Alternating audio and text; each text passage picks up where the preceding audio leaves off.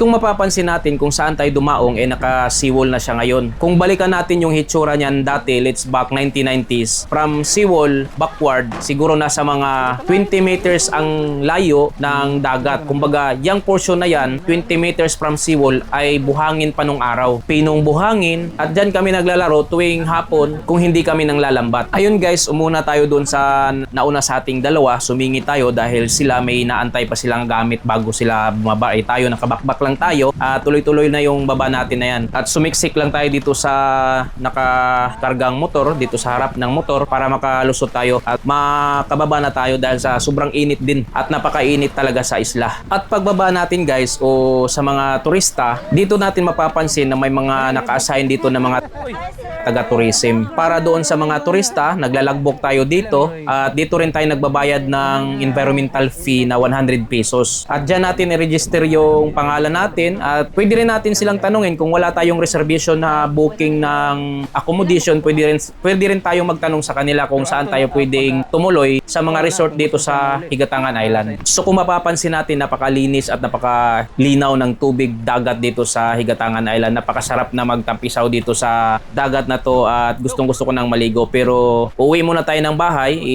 ilagay muna natin yung mga gamit natin dun sa bahay. Dito lang, malapit lang din dito sa area na to, yung bahay namin. At itong dinadaanan ko guys, ito yung Limpiado Beach Resort. Ito yung pagmamay-ari ng mga Limpiado, itong area na to. At meron din itong napakagandang kasaysayan. Iba-vlog din natin yan, abang-abangan nyo sa mga paparating ko na mga video. At lahat ng mga interesting na bagay dito sa Higatangan Island ay ating unti-unting i-share dito sa mga susunod ko na video. At hanggang dito na lang guys sa video ko na to. At kung nagustuhan mo ang video ito guys, paki-like, share, and follow my Facebook page at YouTube channel. At pahit na rin ng notification bell para lagi kayong updated sa tuwing may upload ako na video. See you next time. Broom broom. Bye!